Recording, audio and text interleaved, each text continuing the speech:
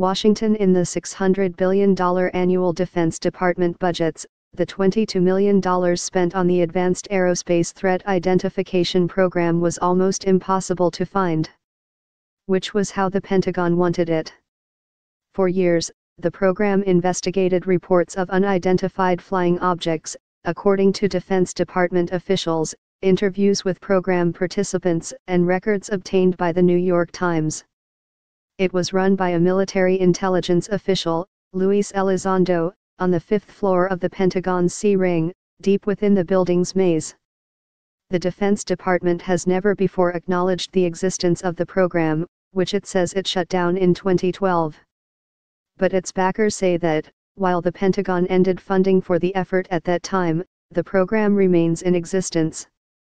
For the past 5 years, they say, officials with the program have continued to investigate episodes brought to them by service members, while also carrying out their other Defense Department duties.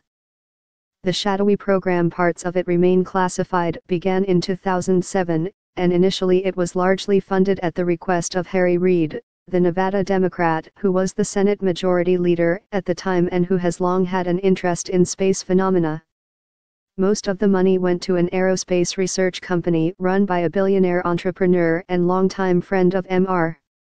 Reid's, Robert Bigelow, who is currently working with NASA to produce expandable craft for humans to use in space. On CBS's 60 Minutes in May, Mr. Bigelow said he was absolutely convinced that aliens exist and that UFOs have visited Earth. Working with Mr. Bigelow's Las Vegas-based company, the program produced documents that describe sightings of aircraft that seemed to move at very high velocities with no visible signs of propulsion, or that hovered with no apparent means of lift. Officials with the program have also studied videos of encounters between unknown objects and American military aircraft, including one released in August of a whitish oval object, about the size of a commercial plane, chased by 2 Navy F/A-18F fighter jets from the aircraft carrier Nimitz off the coast of San Diego in 2004.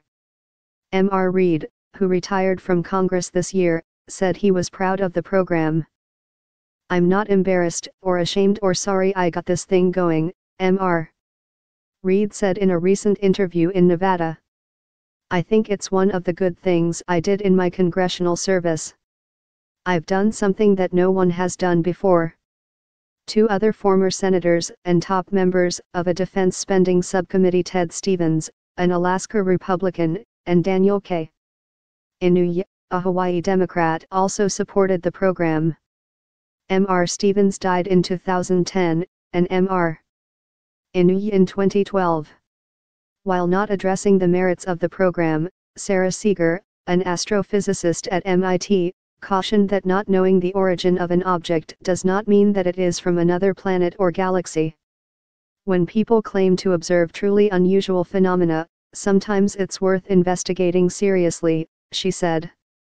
But, she added, what people sometimes don't get about science is that we often have phenomena that remain unexplained.